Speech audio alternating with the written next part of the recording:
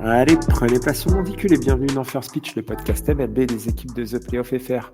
Et oui, nouvel épisode hebdomadaire et nouveau conseil de classe 2025. Et ce coup-ci, on va partir en AL East. Et pour m'accompagner, j'ai Jérémy. Comment tu vas, Jérémy? Oui, ça va bien, ça va bien. Toi, je te demande pas comment tu vas, Julien, je sais comment tu vas. Mm, Bon, hein. On apprend le dessin? On fait des petits dessins? C'est ça. Et Ça puis, va? on fait du podcast. Et On puis, fait on des chante. podcasts et puis on chante. Inside my heart is breaking, my makeup may be flaking, but my smile still stays on. Freddie Mercure. Voilà, Freddie Mercure. Rit. Ouais, voilà. C'est exactement ça. À l'intérieur, c'est tout cassé, mais il faut bien que l'extérieur, il marche. Et tu sais quoi, aujourd'hui, on fait notre division préférée parce qu'on va casser des On va, aujourd'hui. on va casser du pinstripe. Mais allez, on fait Peut-être, ça vite. peut-être pas. Parce que là, vu tous les traitements que j'ai pris depuis hier, là, je peux te dire que j'ai eu une tisane sédative hier. Eh Ouah, ben, j'ai c'est parti. dormi Allez, comme on un fou. commence par les Toronto Blue Jays. Toronto Blue Jays. All right, vas-y. Attention, premier, oh, incroyable. On les voyait pas du tout, du tout, du tout, comme on l'avait vu l'année dernière avec toi. Premier. On les Bon. voyait plutôt premier en partant de la fin, voilà, ou quatrième, voilà. Donc Exact. saison charnière pour Toronto, souvent qualifié de dernière danse, voilà. Vladimir Guerrero nous promettait le film. Je pense qu'on l'a eu cette année. Je pense beaucoup qu'on l'a eu cette année. On a beaucoup pleuré pour certains à la fin. C'était vraiment, vraiment, J'avoue. une fin cruelle pour cette équipe. On en reparlera après. Mais ça a été des World Series légendaires. Voilà, c'était vraiment le film, le movie que Vladimir Guerrero nous présentait depuis quelques années. Voilà. Ils avaient une pression quand même immense avec l'année 2024 qui a été hyper décevante. Les Blue Jays, ils ont répondu présent. Ils ont réussi à remporter, pour moi, la très compétitive American League Division East, devançant de peu les Yankees et Boston grâce à une attaque revitalisée et une rotation des partants hyper solide. Le bilan final est à 94 victoires et 68 défaites. Le premier, champion de division. Alors, les points positifs. Je vous l'ai dit, Vladi. Pourquoi Vladi Vladi, maître de son destin. Il a signé un contrat au cours de saison, voilà, qui fait qu'il il a eu ce qu'il voulait. Il reste première base à Toronto avec de l'argent. Voilà, il a été phénoménal cette année. Il a porté vraiment l'attaque sur ses épaules, affichant vraiment une discipline au bâton qui a été retrouvée et une puissance dévastatrice.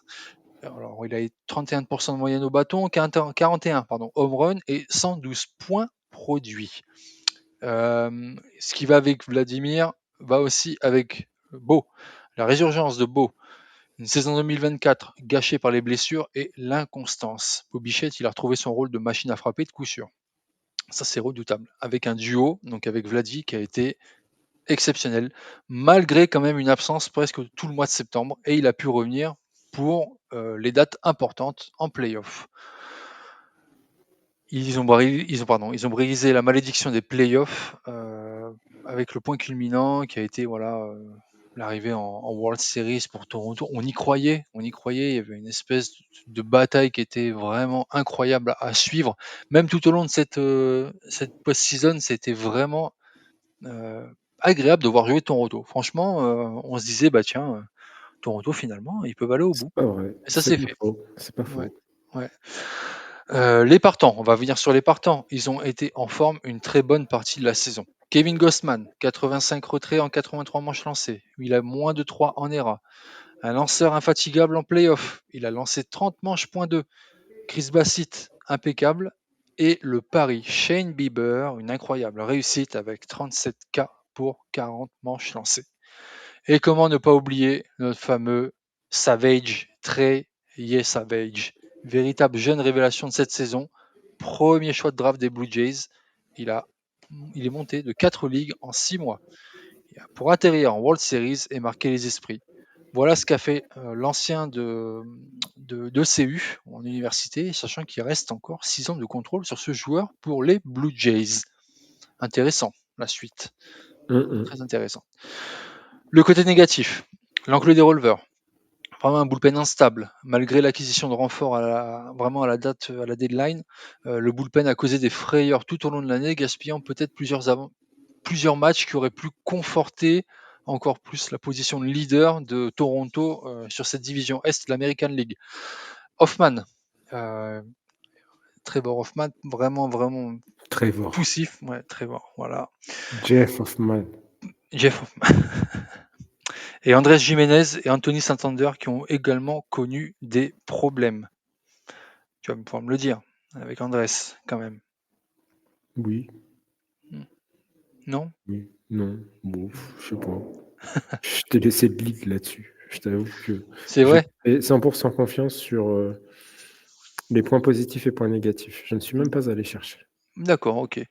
Bah, en fait, on marquait un gros point d'interrogation sur, l'avenir de Vladimir Guerrero et de Bo Bichette au sein de l'organisation. Vladimir, c'est chose faite.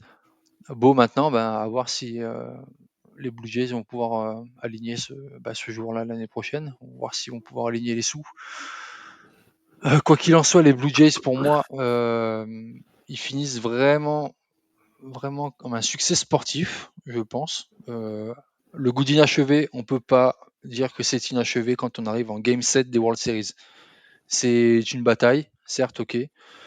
Ça a été cruel, comme on l'a dit. Voilà. Autant ça aurait pu basculer d'un côté comme de l'autre. Pour moi, c'est ce qui a pu jouer dans ces World Series. Maintenant, il faut confirmer ce qu'ils ont entrepris déjà sur cette année pour l'année prochaine. Voilà, garder les joueurs clés, garder cette fibre qu'ils ont eue dans le dugout finalement, qui a été très plaisant à voir. Voilà pour Toronto. Oh, c'est à moi. Non, moi, je confirme un peu ce que tu as dit. Personne ne les attendait, absolument personne. Des problèmes structurels, surtout qui se sont montrés à la off-season précédente. Et pourtant, les Blue Jays ont non seulement gagné la AL Est, mais ils sont allés pousser les Dodgers à un Game 7 en World Series. Oui, ces Blue Jays-là, et c'est pas n'importe quoi. C'est une saison construite sur des renaissances improbables. Hein. George Springer, version 2019, Bobby Bichette. Qui est-ce qu'on a eu aussi On a eu Kirk, Alejandro Kirk, qui nous a fait une saison monstrueuse. Vladimir Guerrero, qui s'est montré ultra efficace en défense, chose qu'on n'attendait pas. Et ce contrat, moi, je pense, a fait du bien, cette signature, parce qu'on a eu une équipe qui a commencé à recroire un petit peu en ses chances, et c'est ça qui leur a fait du bien. Et puis, à maintenir cette course au playoff avec les Yankees, notamment, voire même les surpasser au bout d'un moment et prendre la tête. Et l'OVNI Trey Savage, t'en as raison. Enfin, t'as raison d'en parler. Hein. On parle d'un gars qui s'est lancé un single A jusqu'au World Series en quelques mois et qui a montré quelque chose d'incroyable et surtout de prometteur grâce à son release qui est très haut et qui est difficilement lisable, sa force sim qui est vraiment une puissance et d'une lecture très difficile. Donc, il y a un bel avenir à tout ça, ajouter du contrôle, mais ça se fera au sprint training. Alors oui, la fin, elle fait mal. Cette batte qui se casse là au dernier moment, c'est un peu à l'image de tout ça, c'est le côté dramatique. Et voilà. Moi, je ne sais pas si tu as donné ta note, Pas ou alors encore, je n'ai pas écouté. pas encore. Moi, je leur mets A-. Ah, moi je mets un A simple. Ah, ils vont jusqu'au bout. Ouais. Et puis c'est les Dodgers, et puis les Yankees, ils les ont mis dans la poche. Allez, oh, Que temps. vendu. Vendu. Bon, mes conseils pour l'off-season. Moi, j'aimerais bien voir un Eugenio Suarez. C'est le profil qui manque pour la deuxième base. Un mec qui punit les erreurs, qui protège Blady, qui fait monter la pression dans l'alignement. Si Bobichette part, hein, bien entendu. ça fait encore trop respirer les pitchers adverses pour l'instant, cet alignement. Le rêve que j'ai, je t'en ai parlé, c'est de voir Kyle Tucker. Pour moi, c'est le fit parfait dans l'outfield. Tucker, Varsho, Springer, ce serait un truc de ouf. Sécuriser la rotation sans bricoler, c'est-à-dire qu'on a Trey Savage qui est le futur, on a encore Gossman, Berrios, on a la re-signature de notre Justin, mais l'autre Bieber. Est-ce que Schwarzer remplira? C'est moins sûr. Mais voilà. Et Bobichette, en effet, il va falloir trouver vite une solution, mais je pense que lui fait traîner la montre parce qu'il y a beaucoup d'équipes qui se montrent intéressées, qui attendent un petit peu le retour de la blessure. Et notamment côté Est, on a un prétendant avec des pinstripes qui serait apparemment fort intéressé. À voir. Mais il va falloir prendre une place et une décision. position là-dessus. Bon, en conclusion, pour moi, les Blue Jays ont prouvé qu'ils pouvaient atteindre le sommet. Maintenant, il va falloir accepter de payer le prix pour y rester. Tu vois, c'est ça, des investissements tels comment un Kyle Tucker ou un Eugenio Suarez, c'est maintenant. Ils en ont les capacités, donc à voir. Très bien. Allez. New York. New York Yankees. Yankees. Marqué par une transition majeure, l'après Juan Soto et des performances individuelles historiques qui s'est terminé sur une note familière de déception en octobre face à un rival de division. Voilà. Bilan de la saison régulière, 94 victoires, 68 défaites. Ils ont quand même pris Boston en wildcard. Les points positifs pour New York. Alors, le juge, encore une fois, MVP. Il a porté l'équipe sur ses épaules avec une saison digne de MLB The Show.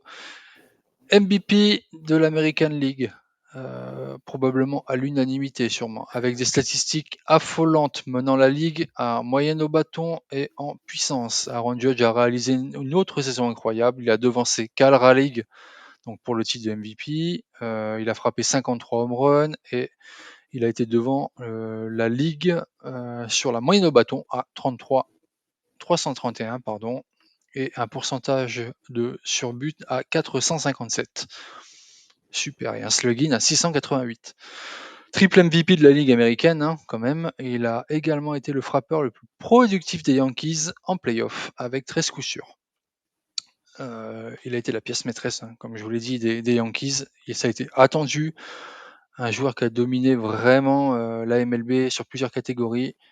Voilà, on n'a pas eu comme on l'avait peut-être vu la saison dernière tous les deux, le Aaron Judge en mode post-season. Moi, je l'ai trouvé plutôt très constant. Ça s'est joué à rien sur ses votes MVP non plus. Après voilà, on aime ou on n'aime pas, mais franchement, même si on n'aime pas New York, Aaron Judge, c'est un monstre de statistiques et de puissance. Voilà pour moi, pour lui. Ensuite, l'intégration de Max Fried, recruté pour pallier donc les manques de rotation. Il s'imposait comme de facto. Alors, après avec Carlos Rodon, mais peut-être que tu vas être d'accord avec moi, pour moi, ça a été plutôt Lace, excuse-moi, Lace des Yankees au niveau de la C'était prévu rotation. comme ça. Hein. C'était prévu comme ça, voilà. Dès qu'on a su la blessure de Gerrit Gerrit Cole, Cole, voilà. Il a c'était terminé prévu. leader de la MLB en nombre de victoires et il a affiché une moyenne de points mérités, donc l'ERA à 2,92 et a remporté 19 victoires, un record en MLB. Il a terminé 4e du scrutin du trophée Cy Young de la Ligue américaine. Tout comme à Atlanta, il s'est révélé être un atout précieux grâce à sa capacité pour varier ses lancers face aux frappeurs en changeant de vitesse et de stratégie pour les retirer. Voilà, pour Fried. Le cas Ouais, Carlos, un bel arsenal, mais la fin de saison, Mm. un peu dur pour lui, je trouve. le, Bon, le bref. cas Carlos Rodon qui a sans doute réalisé sa meilleure saison chez les Yankees, lanceur gaucher, a retiré 203 frappeurs en 195 manches et a affiché la meilleure moyenne en coup sûr par manche, 6.1. Meilleur de la Ligue américaine. Ils ont été vraiment avec Fried des lanceurs confirmés. Et comment ne pas parler aussi de la saison de Cam Schittler, sélectionné lors de la draft en 2022. Il a été une force dominante en Ligue mineure en 2024. Il a franchi un cap en rejoignant la MLB et ça a été plutôt une belle réussite. Voilà. Autre point positif, je l'ai parlé, la victoire contre Boston en octobre, donc un gros rival de division hyper connu, la rivalité la plus connue presque de la MLB. Donc ils les ont éliminés en wildcard. Pour eux, ça a été un moment fort, émotionnel pour les fans et pour les Yankees en eux-mêmes. Je ne vais pas revenir dessus parce que pour moi, c'est anecdotique, on va dire. Et l'éclosion de Trent Grisham et de Ben Rice. Une des grandes surprises de Tout l'année. à fait. Souvent critiqué par le passé, il a connu vraiment une saison breakout inattendue avec 34 home runs, apportant vraiment une profondeur à l'attaque. Quant à Ben Rice, ancien joueur vedette de Dartmouth, il a frappé 26 home runs, obligeant les Yankees à faire preuve d'ingéniosité pour l'intégrer à l'alignement. Dartmouth. Les Yankees ont souvent dû le faire jouer derrière le marbre, même en présence d'Austin Wells. Voilà. Dartmouth. Dartmouth. Dartmouth. La bouche avec les fléchettes, hein, ça veut dire ça. Dart. Dartmouth. Allez, les points négatifs, Julien, s'il te plaît. Comment ne pas commencer par notre meilleur joueur, Anthony Volpi. Arrêt court de 3e année, il a été là. Ah, t'étais pas encore au point négatif. Non, j'étais pas encore au point négatif. Voilà, Volpi, cible de critique des supporters et des pseudo-journalistes comme nous pendant une bonne partie de la saison 2025. Je me considère un pseudo-journaliste. Ouais, voilà. Volpi a frappé 19 home runs au total, mais a connu vraiment de grandes difficultés au bâton, en défense, bref, partout quoi. Mais pas sur les réseaux sociaux, parce qu'il y a pécho. Pendant les séries éliminatoires, il a été retiré 16 fois. Un record au sein de l'équipe. Et surtout, voilà, les erreurs défensives. En septembre, les Yankees ont révélé que Volpi avait été gêné par une blessure à l'épaule pendant une grande partie de la saison. Ah, bah c'est pour ça. C'est pour ça, le J. C'est pour ça. Bah oui, Judge aussi. Il a subi une intervention chirurgicale après la saison. Voilà. Et il Mmh. pourrait ne pas être de retour pour le match d'ouverture en 2026 contre les Giants. Oh là là. Oh là là. Shit. Moi qui avais pris les billets et tout pour y aller. Moi, pareil. Alors, on continue avec le négatif. La défense, point faible des Yankees, toujours au fil des ans. Problème peut-être partiellement résolu avec l'acquisition de Ryan McMahon, qui cependant, malgré ses qualités de frappeur puissant, a un revers. Il a été retiré surprise 62 fois en 54 matchs. Voilà. Le départ de Soto a été vraiment l'ombre qui a plané toute l'année sur New York. La blessure de Gerrit Cole qui fait que, encore une fois, privé d'un ace pour pouvoir continuer la saison tranquillement, non. Encore une fois, c'est parti, blessure. Il laisse un vide immense dans la rotation. On continue encore avec le négatif, avec l'enclos des releveurs. Devin Williams. Ouais, mais on sait qu'il est pourri. Devin Williams, dans l'espoir qu'il devienne le stopper de l'équipe. Ce fut le cas. Le closer. Sans succès.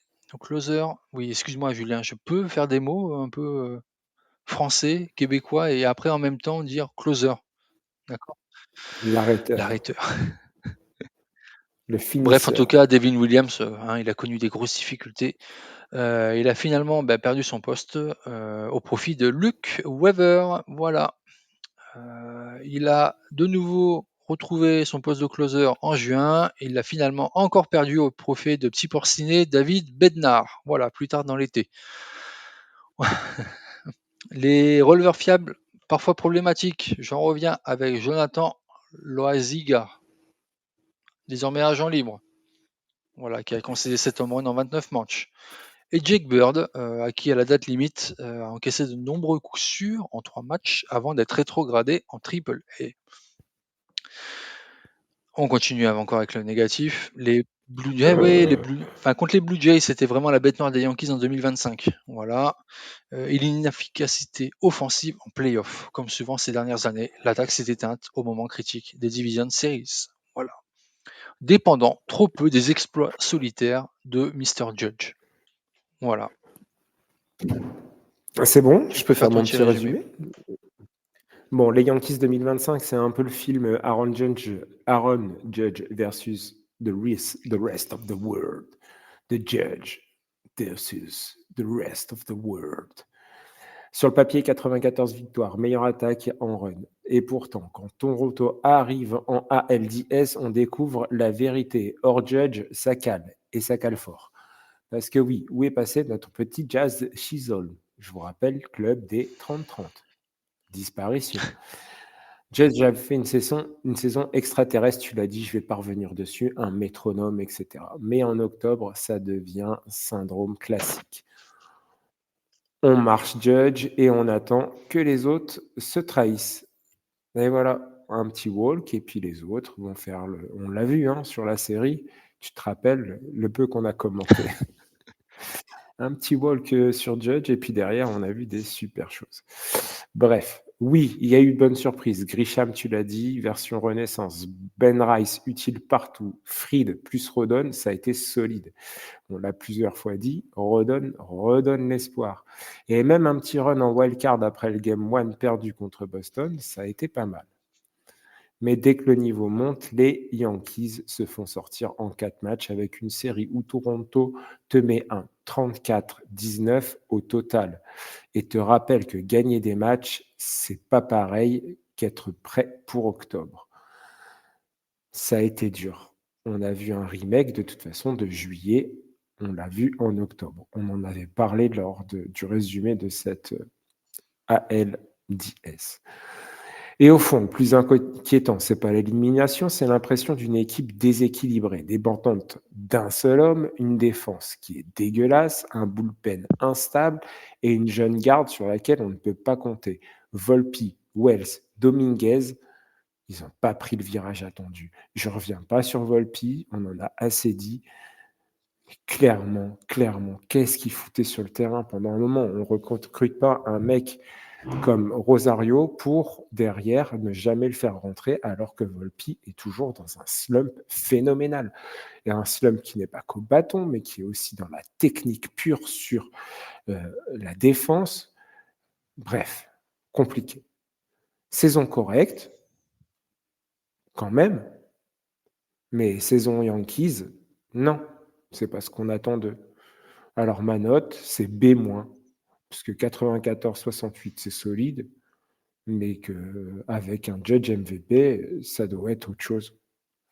Donc ça, Je c'est suis ma d'accord note. avec toi. J'ai mis B- également. Allez, les conseils pour la Si t'en as. off-season. Après, si t'en as pas, c'est pas grave. Hein. Mais si j'en ai. Il faut 2 bâtons impactants et pas des sparadraps. Il faut 2 vrais frappeurs, un lead-off avec un gros OBP qui met de l'huile dans la machine et un vrai 3e, 4e bat pour punir quand on fait marcher Judge. Sinon, ça va encore faire 36 intentional walk et prière. C'est pas le but. Stop à tout repose sur Judge. Et ça, il serait temps de se le dire. Judge, ça marche, mais s'il se pète, s'il se blesse, si quoi que ce soit, il n'y a plus rien derrière. Oui, des joueurs vont sans doute prendre un peu le relais. On l'a vu, c'est possible. Mais sur combien de temps? C'est difficile. Il faut clarifier aussi le poste outfielder, première base. Bellinger, Grisham, Goldschmidt, ça fait 3 pour 2 places, ça fait beaucoup. Dominguez, oui, il a un potentiel, mais il faut un plan titulaire assumé ou protection ou rôle progressif. Qu'est-ce qu'on fait? Et si tu laisses l'outfield se décider au printemps, bah, tu vas encore bricoler Stanton au champ. C'est pas l'assurance qualité, vu la vitesse du bonhomme. Bullpen, tu l'as dit, il faut un closer clair, un rôle clair. Devin Williams n'a pas tenu, Doval a été moyen et ça a flotté toute l'année. Il faut un closer identifié, une hiérarchie stable et un vrai bridge 7-8. J'y reviens, mais c'est hyper important. Il y a des pertes visiblement dans la rotation déjà, dans le bullpen, donc il va falloir jouer là-dessus. Rotation, un starter fiable en plus et pas un pari marketing. Alors peut-être oublier le fantasme Paul Skins, mais Fried, Rodon, ok, derrière tu as Warren, Shilter, Et il faut que tu sécurises avec quelque chose qui puisse pallier à l'absence de Cole qui ne va pas revenir tout de suite et surtout pas au top au bon moment. Donc les Yankees ont encore des muscles, mais il n'y a plus de colonne vertébrale autour. Alors c'est un peu flubber. En octobre, ça rappellera toujours la même leçon. C'est qu'on a un truc qui... Une équipe fluffy. Une équipe fluffy. C'est mignon, l'équipe... équipe fluffy. Ouais, c'est flubber. Voilà pour les Yankees. On passe aux Red Sox. Allez, on part dans le manche ta chaussette avec Boston. Oh, putain. Allez, dépêche-toi. C'est parti avec Boston Red Sox en tant qu'équipe compétitive. Je fais bien le entre guillemets avec les doigts. Très, très visuel Ouais, au podcast. j'ai mis entre guillemets avec les doigts. Voilà. Après plusieurs années de transition et de gestionnaire, bon père de famille, comme tu aimes si bien le rappeler, ils réussissent quand même à décrocher une place en play-off, la wild card, finissant avec un bilan positif, 89 victoires, 73 défaites. Ils finissent troisième de cette division Est de l'American League. C'est un savant mélange entre jeunes qui émergent et vétérans confirmés pour moi Boston. Voilà, ils se font éliminer en wildcard donc contre leur éternel rivaux, les New York Yankees. Un match pour Boston à 2 pour New York. Les points positifs. L'effet Garrett-Crochette. Acquisition majeure de l'intersaison qui a porté ses fruits. Le gaucher est un véritable ace pour la rotation. Au niveau de ses stats, 18 victoires, 5 défaites. Une ERA à 2,59 et 255 retraits pour 205 manches, point 1 lancé. Très très bonne qualité, Garrett Crochette. Néanmoins, il fait partie d'un trio de partants avec Bello, donc Brian Bello et Lucas Giolito. Bello, meilleure saison de sa carrière, limitant frappe-puissance. Variation de son arsenal et de vitesse et une mention spéciale pour sa cutter. Quant à Giolito, retour sur le monticule depuis 2023. Un début très poussif, mais décollage réussi à partir du mois de juin. Il finit avec une ERA à 2,51, 94 retraits pour 111 manches lancées. Le bullpen, costaud, il sort les biscottos. Kenley Johnson, remplacé par Haroldy Chapman. Alors, qu'on l'aime ou qu'on l'aime pas pour son côté extra sportif, ça on le met de côté. On va prendre que le côté sport et statistique. Paris gagnant, 85 manches lancées, 66 manches, 85 retraits pour 66 manches lancées. Décisif en playoff sur le match 1 des wildcards. Il faut ajouter à ça Greg Weissert et Whitlock qui ont été efficaces. Je vais continuer avec un homme qu'on avait perdu de vue par les blessures, c'est Trevor Story. Après des années manquées et marquées par les blessures, Trevor Story il a enfin pu disputer une saison complète, apportant une défense d'élite et de la puissance. 157 matchs joués, 25 home runs et 96 points produits. Vraiment une saison solide du numéro 10 de Boston. Les nouvelles recrues, l'arrivée du vétéran Alex Bregman via le marché des free agents. Il a vraiment stabilisé ce troisième base en l'absence de Rafael Devers, offrant une présence cruciale en termes, on va dire, d'expérience de vétéran. 27% de moyenne au bâton, 18 home runs et une présence sur base à 36%. Voilà. Et l'éclosion des jeunes talents, comme j'en ai parlé en introduction, le jeune Roman Anthony qui a montré vraiment des apparitions très prometteurs et laisse entrevoir un futur qui va être extrêmement brillant pour lui. Dommage de ne l'avoir vu jouer qu'une seule partie de l'été. Néanmoins, statistique partielle donc du 1er juillet, je crois qu'il a joué du 15 juillet au 1er septembre. Voilà. Une moyenne de 29% au bâton avec un OPS de 859 en 71 matchs. On peut mettre dans l'eau Marcelo Mayer qui a fait partie du lot de joueurs qu'il faudra suivre dès à présent pour l'année prochaine. Les points négatifs, on va revenir sur l'affaire Babyface, Rafael Devers ou Tortue Ninja pour toi. Ça a été vraiment le point noir de la saison, ça a été vraiment un soap opera à Boston. La diva, je pars pas, bah finalement je pars et finalement je joue au poste auquel les Red Sox voulaient me faire jouer, mais à San Francisco, voilà. Bon, bah écoutez, l'affaire est passée, Devers, ils ont su tourner la page. ils ont su quand même aller outre de cette, on va dire, de ce fait divers, voilà. La blessure de Tristan Casas, qui a laissé un grand vide pour le poste de première base et qui a vu tous les petits jeunes y aller à tour de rôle. Malgré le recrutement en cours de saison de Nathaniel Lowy, je vous passe les détails de son outfit en match. Il manquait quand même quelque chose à ce poste. Il manque un première base à Boston. Les points négatifs, donc voilà, la petite élimination face aux Yankees en wildcard, ça fait toujours son petit effet. Les problèmes de constance quand même offensive. L'attaque a souffert de trous noirs caractérisés par un nombre élevé de retraits surprise, donc en strike, et une incapacité à produire des points lors des moments clés contre les meilleures équipes. Voilà. Malgré 89 victoires, finir troisième montre la difficulté de la division Est de l'American League. Et ils n'ont pas su réussir à dominer leurs rivaux directs, Blue Jays et Yankees, sur la saison régulière. Voilà. Et puis ils ont longtemps flirté avec le Ouais, 50-50, ouais. comme Ouais. l'année dernière. Bref, allez, mon petit résumé. J'ai pas parlé de Jaren Durant, mais je le place dans les points positifs, qui s'élève encore plus étant un pilier de Boston, quoi. Voilà. Pilier quasiment. Et Allez, les Red Sox ont enfin arrêté de faire semblant. Retour en playoff, 89 victoires. Un vrai corps qui se dessine et surtout Crochette en mode Cy Young qui te donne une crédibilité plutôt immédiate en fait. Boston, ça a réussi des exploits, faire une saison solide tout en lâchant une bombe nucléaire au milieu du vestiaire. Le trade de Rafael Devers en juin, ça n'a pas fait que du bien. Mais derrière, tu signes Bregman. Bon, je reviens pas sur l'affaire première base, tu y vas pas, San Francisco, vas-y, machin, on s'en voilà, fout. c'est comme ça dans tous les divorces, c'est de quoi je parle, on dit quelque chose et 2 jours après, on dit son contraire. C'est le jeu, malheureusement, ma pauvre Lucette. Ce qui sauve le bulletin, en effet, tu l'as dit, c'est Roman Anthony qui débarque et qui joue déjà comme un top joueur jusqu'à la blessure.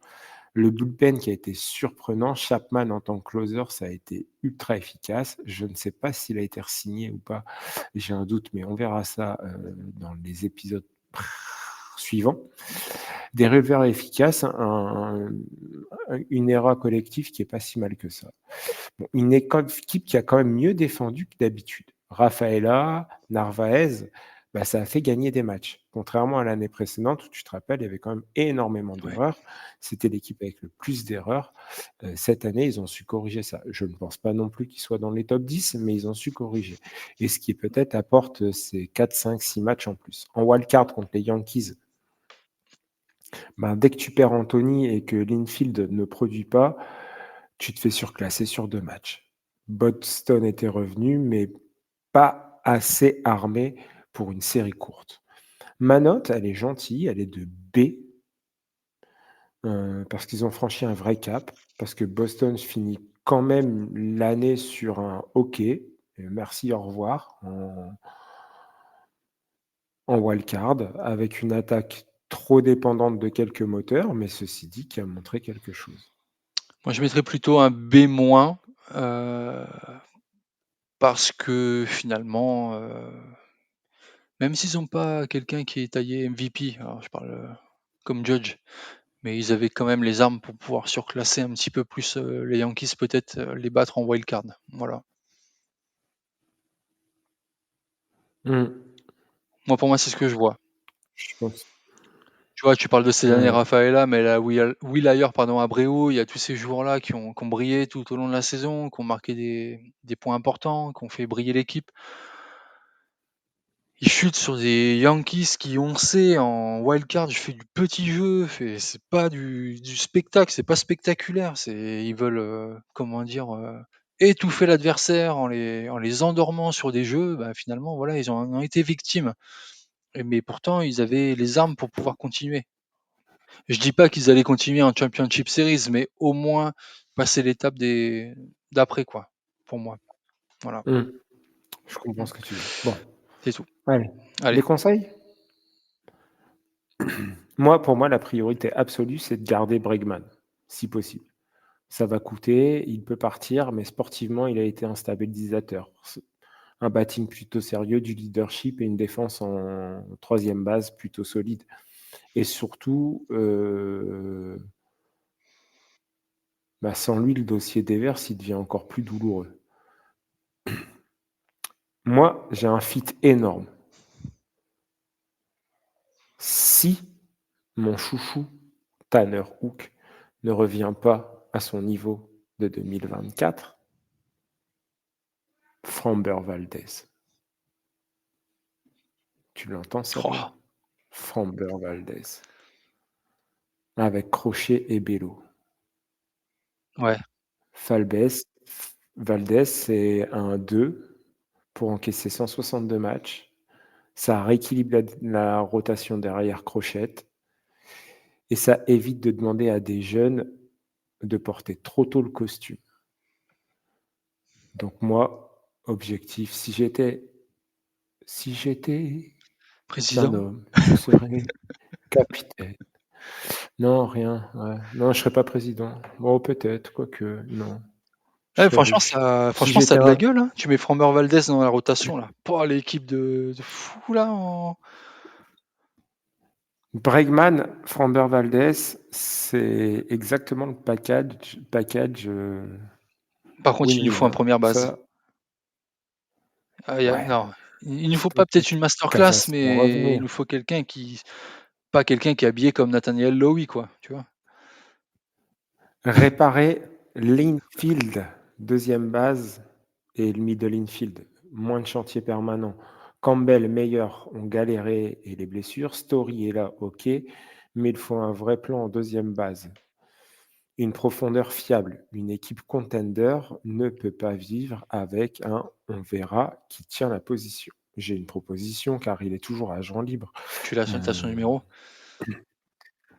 Bien sûr, j'ai son numéro, le numéro 4 des San Diego Padres qui s'appelle Luis Arraez en première base avec beaucoup de contacts. Imagine ça dans le line-up. Ok. Ouais, là, je sens. Range ton sopalin, s'il te plaît. Oui, il était derrière. Heureusement. Oui, range-le, calme-toi. Ce ne sont que des suppositions. Mais ça aurait une certaine gueule. Puis il faut explorer la richesse en outfield pour combler les trous. Il y a quand même pas mal de choses. Tu l'as dit, Durant, Anthony, Abreu, Rafaela, Yoshida. C'est quand même pas Il y a du mal. ménage qui va être fait.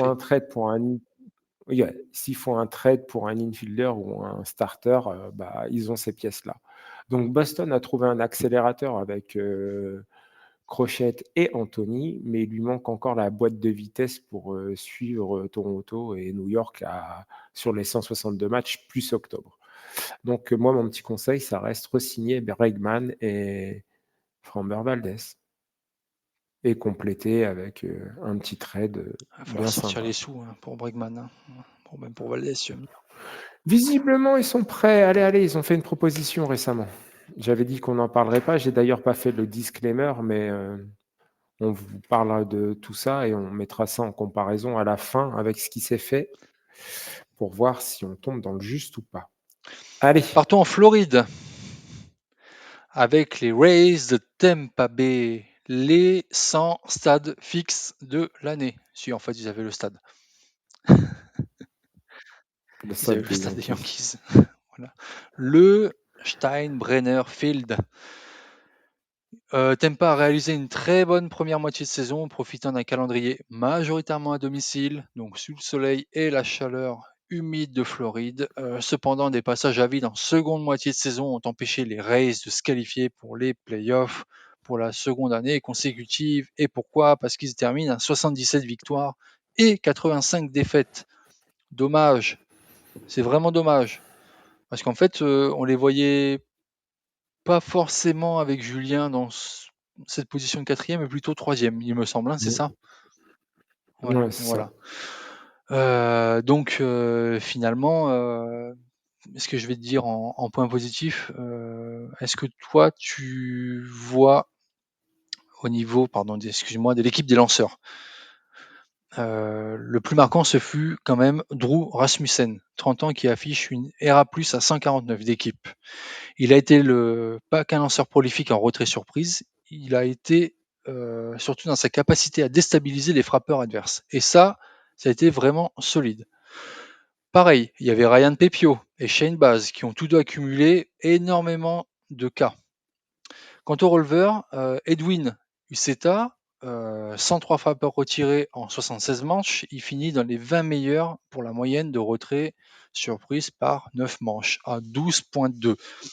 Peter Fairbanks, il a enregistré 27 saves, tandis qu'ils ont bénéficié d'une excellente performance de Garrett Clevinger, 12 retraits surprises par 9 manches et une ERA+ de 175. Vraiment, la relève, le bullpen et aussi quand même la rotation de Tampa a été vraiment, vraiment jolie à voir. Ensuite, au niveau des frappeurs, Caminero, il devient la pièce maîtresse de l'équipe de Tampa, un joueur qui, malgré sa tendance à rater des frappes, a vraiment le potentiel pour devenir un frappeur à plus de 40 home runs pour la saison. Voilà. Surtout que maintenant, les Rays, ils vont pouvoir retourner au Tropicana Field. T'as vu qu'ils ont remis le toit? Incroyable. Ouais, mais je pense pas que ce soit Ils ont pour tout de rebâché. suite. Ils ont rebâché. Ils ont rebâché. Ils auraient pu faire autre chose, Ils mais auraient bon, pu faire autre bref. chose. Allez. Oh, bon, bref, voilà. C'est de la structure métallique. Tu as le choix et je pense qu'en dessous, une structure métallique, tu peux un peu modifier. Alors, est-ce que tu crois que le Steinbrenner Field a été favorable, c'est-à-dire un stade hitter friendly, c'est ça? Non, mais j'ai vu des beaux Ouais. matchs là-bas. Attends, avec Jonathan Aranda, Brandon Lowe, Yandy Diaz et Junior Caminero, ils ont vraiment, vraiment frappé fort et ils ont eu des stats incroyables quand même pour ce stade-là. C'est Voilà. vrai. Le mauvais, on va dire, le point négatif. Voilà. Le calendrier n'a pas été vraiment clément pour les Rays en seconde partie de saison. D'accord. Impossibilité d'accueillir les matchs à domicile donc au Tropicana Field, comme on l'avait dit. Ils ont engendré vraiment une deuxième partie de saison avec de nombreux déplacements. Et en fait, les voyages, je pense qu'ils ont énormément bouffé la santé physique et mentale des joueurs. Parce que le bilan de l'équipe, c'est 36 victoires, 45 défaites à l'extérieur. Voilà. Et 27 victoires, 38 défaites en seconde moitié de saison. Donc une attaque vraiment peu efficace. Après, voilà, on a d'autres joueurs comme Christopher Morel, dont le contrat n'a pas été renouvelé en novembre, qui a une ligne de statistiques vraiment pas terrible. Il avait été acquis en juillet 2024 lors de l'échange avec Isaac Paredes, souviens-toi. Mais bon, voilà. Exact. Morel, à cet égard, n'a pas été à la hauteur. Voilà. Du côté des des lanceurs, excuse-moi. Tash Bradley affichait une moyenne de ERA à 4,61 avec les Rays avant d'être échangé contre Griffin Jax. Voilà, il a été autrefois prometteur, Bradley. Il a eu des difficultés vraiment à vouloir retirer des frappeurs et finalement il a été rétrogradé et transféré pour finir sa saison 2025. Voilà pour les Rays. C'était quand même sympa à regarder. Du coup, moi, c'était une équipe qui était sympa à regarder, que j'ai bien aimé Mm. regarder jouer. C'est l'histoire d'un club qui a joué à domicile dans le stade des Yankees, ça on l'a dit. Rien que ça, c'est de la science-fiction. Bon, au final, c'est 77-85, pas de play-off, mais Tampa a fait encore du Tampa, une équipe, meilleure que son record. Différentiel positif, pas de trou béant, juste une accumulation de petits problèmes, en fait, qui les font finir 4e au lieu de jouer, les wildcards. C'est pas passé loin, hein, finalement, c'est pas passé très loin, on y a cru pendant un moment. Ouais. Et même si tout passait un peu bancal, ils ont quand même, accouché d'un monstre, c'est Junior Caminero, tu l'as dit. Le genre de saison qui dit: «OK, on a une superstar autour de qui construire» et ça fait du bien quand on sait ce qui s'est passé les années précédentes avec, un certain, joueur qui a du mal à lire les cartes d'identité des jeunes filles. Coucou Wander. Aranda, il a explosé. Yandy Diaz, il a profité en effet, ce que tu disais, du parc power friendly de New York, hein. Brandon Lowe, il a quand même enchaîné pas mal de matchs intéressants. L'attaque a eu vraiment de bonnes choses et a montré de bonnes choses. Il y a eu plein de matchs où ils ont quand même produit pas mal. C'est sûr que derrière, ils se sont fait reprendre, mais je me rappelle d'un match, il me semble, c'était courant juin que j'ai regardé là tranquillement, la fameuse balle qui va sur la tête Ouais, du lanceur des Marlins, un Aquatico. Mais ce match était très à la intéressant à Côte regarder. Je me rappelle, j'ai regardé ça à Londres, tranquillement dans mon lit et c'était plutôt pas mal. Bon, le problème, c'est que Tampa a eu des angles morts partout où ça a coûté cher, dans cette division AL East. La défense en retrait, c'est le fielding run value le plus bas de toute la ligue. Un outfield sans production claire, on ne sait pas trop. Le shortstop, c'est shortstop roulette. C'est King est blessé, puis Clémé, Walls, très bon, très très bon, très très bon gant, mais aucune production offensive. Et comme pitching, tu l'as dit, il y a du talent, mais il n'y a pas de dominance et il n'y a pas de durabilité. McClanahan, c'est incertain, pourtant ça m'a l'air d'être un très bon joueur. Base, il est encore irrégulier. Ils n'étaient pas nuls, mais incomplets, en fait, pour moi. Tu vois, la starting rotation. Ma note, elle est de C+. Elle est gentille, mais elle est de C+, parce que j'ai aimé les voir jouer. Je sais pas ce que toi, tu mets comme note. je vais te suivre parce que ouais, tu pas d'habitude, je les regardais vraiment pas plus que ça et moi j'ai vu des joueurs qui couraient vite, qui volaient des bases, tu vois? C'était plaisant à regarder, c'était agressif. Il y avait vraiment des situations de jeu où voilà, c'est vraiment du baseball pour moi et ils ont su faire, ils ont su concrétiser certaines actions de jeu que j'aimais bien voir et puis des super joueurs, quoi. Voilà. Mmh. Donc ouais, c'est super. C'était un Ouais. petit un mini Mmh. Brewers. Ouais, ouais, on peut dire, c'est un Alors, embryon de Brewers, quoi. mmh mh, pour moi, il faut trouver un vrai catcheur, au moins un compétent et Ouais. stable, parce que Feduccia Fortes, Ouais, en fin de Fortes, saison, ouais. ça sent, le plan sparadrap.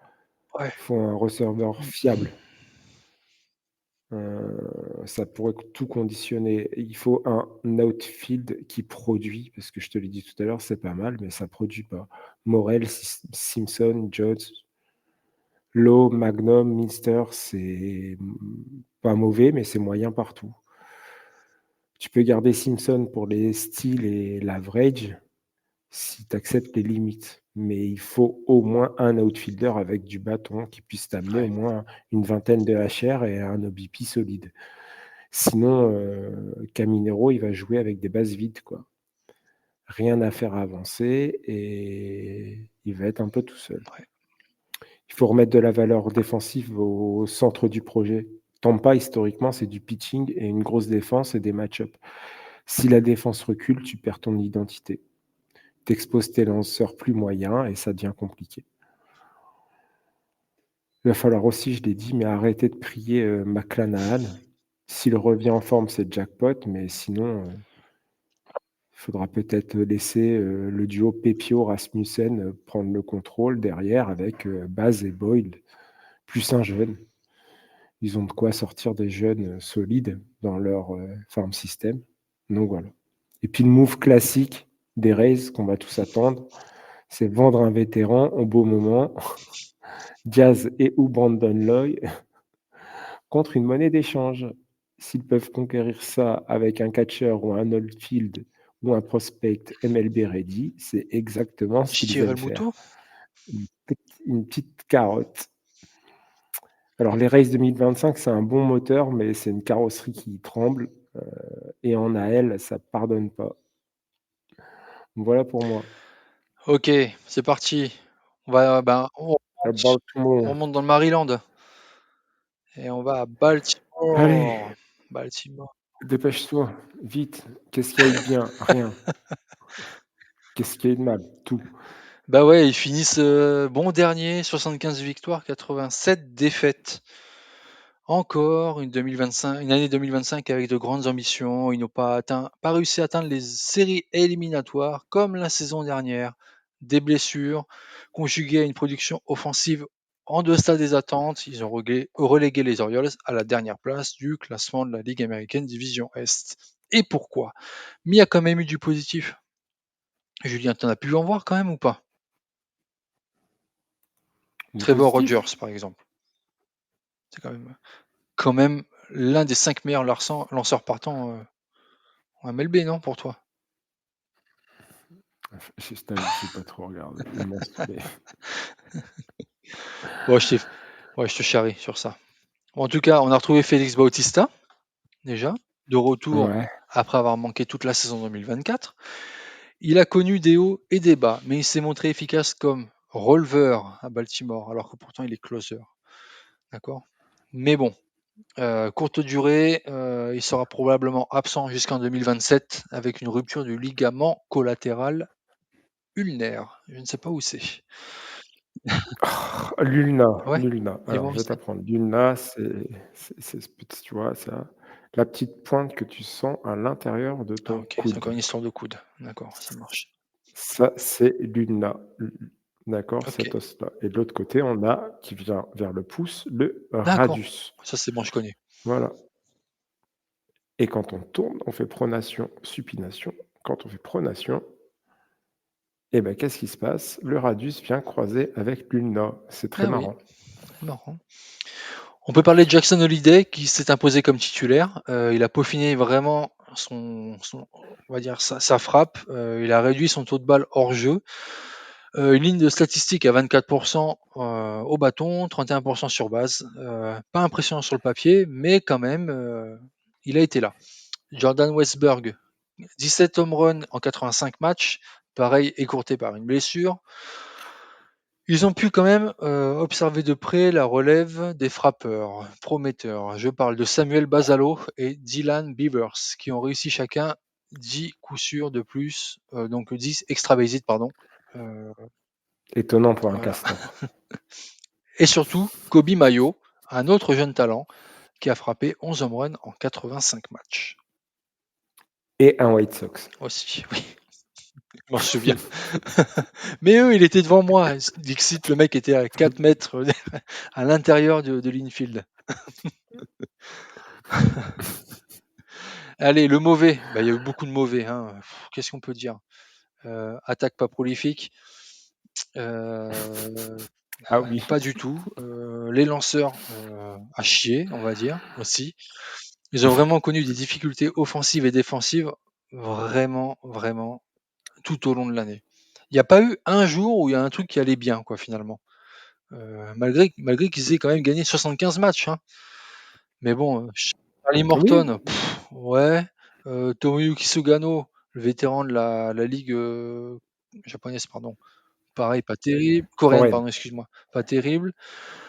Cal Gibson, arrivé tardivement, c'est pareil. Là, en attaque, Tyler O'Neill, 54 matchs en 2025. Adley Rutschman, 90 matchs. Blessé.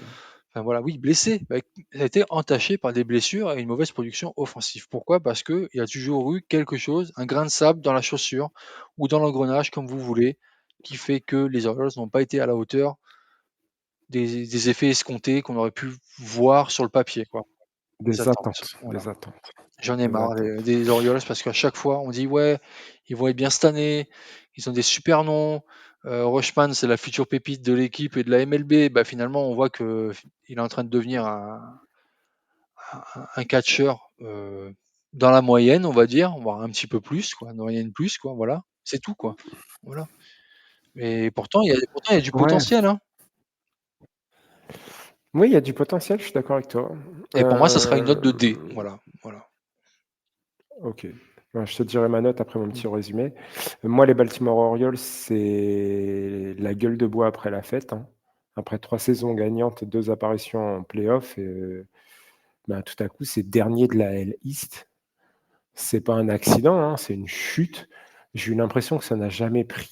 Jamais. En début de saison, ça ne voulait pas prendre. Et Pourtant, il y avait de quoi faire. Ça a pris au changement de manager, en fait, où ils ont commencé à remonter un petit peu.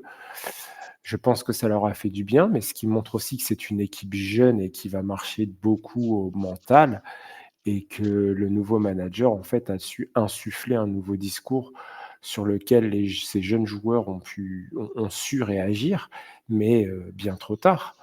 Est-ce qu'il faut faire un rebuild? Je sais pas, mais à la place de Baltimore, et de livrer une équipe, un peu molle comme un homme de 40 ans, heu, mais bon, pas de pitching, pas de constance, c'est plutôt compliqué, hein. Le symbole, comme tu l'as dit, c'est Adley Rutschman, hein. C'était censé être le moteur émotionnel et offensif et il devient un trou noir au cœur d'une line-up. On a, comment il s'appelle, le shortstop on attendait monts et merveilles et certes, il est revenu, mais il y avait la blessure et cetera. Aide-moi, Je vais t'aider, Gunnar Gunnar Anderson, Anderson, oui. qui l'année dernière nous fait presque une saison MVP et puis, là, ça passe pas. Sur Monticule, c'était annoncé et ça s'est confirmé. La perte de Burns sans être remplacé et compter que sur Grayson Rodriguez, bah, ça n'a jamais été une bonne solution. Morton et Flynn sous Gano, c'était pas ça.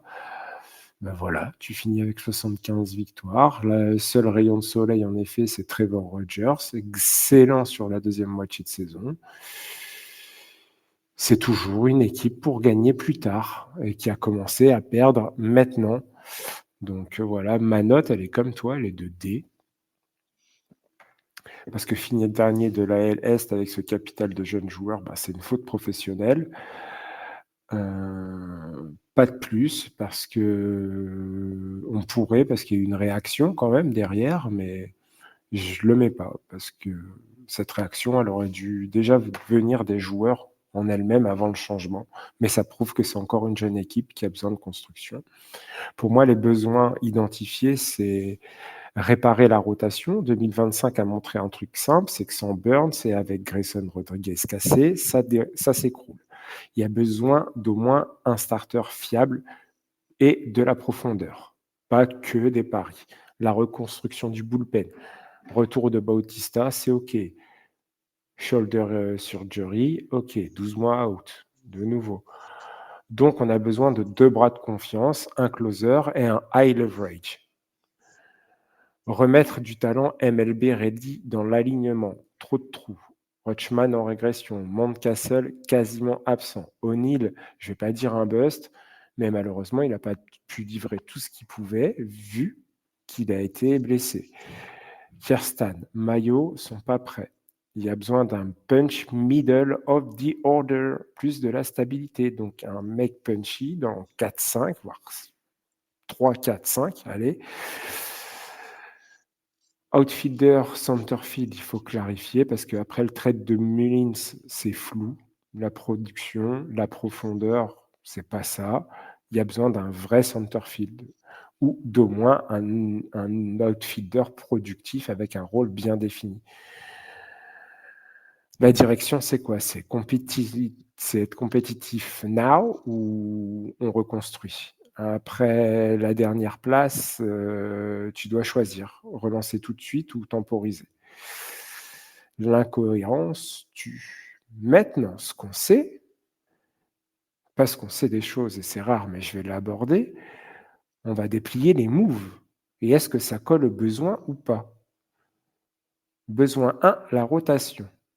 Ils attaquent fort. Trade de Grayson Rodriguez contre Taylor Ward.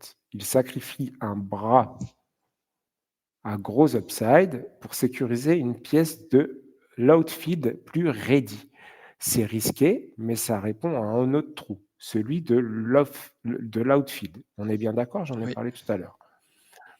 Le trade pour Shane Baz, depuis les Rays, ça cloche clairement sur la case starter potentiel.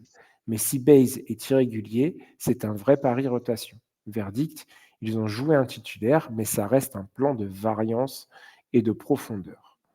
Le bullpen, oui, c'est même la priorité. Mais ceci dit, Ryan Isley, Tu viens littéralement mettre un couvercle sur la 9e manche en sachant que Bautista est out. C'est pas mal. Maintenant, qu'est-ce qu'il va donner? Parce que la cohérence, ça va être avec l'urgence du bullpen. Middle of order. Est-ce que tu as fait un statement? Je pense qu'avec Pete Alonso, tu annonces clairement que tu reconstruis pas, mais tu repars au combat. Parce que là, vraiment, tu donnes du power immédiat et ça enlève de la dépendance. Anderson, Westberg, verdict, ça répond à mon sens parfaitement aux besoins de punch et de leadership offensif. L'off-field et le center-field, voilà. Il y a Taylor Ward, on l'a appris. Et là, récemment, Jokenski Noels, qui est un ancien joueur de Cleveland, première base, outfield droit. C'est pas super, mais c'est un bon bâton. Ça peut faire quelque chose. Donc, je valide un petit peu tout ça, mais est-ce qu'ils ont répondu à tout? Je pense pas. Donc maintenant, à voir. Pour Baltimore a arrêté de réfléchir, ils ont dépensé, ils ont tranché, ils ont choisi. Reste à voir si c'est un rebond ou si c'est du all-in sous panique. La saison 2026 nous le dira. Voilà pour ce conseil de classe. Fini? Qu'en penses-tu? Fini? Bah oui, il n'y a plus d'autres Parfait. équipes. Je vais pouvoir retourner à la sieste. Et on va finir pour la côte ouest. Côte ouest, t'es pas là. Ouais, bientôt, la côte ouest.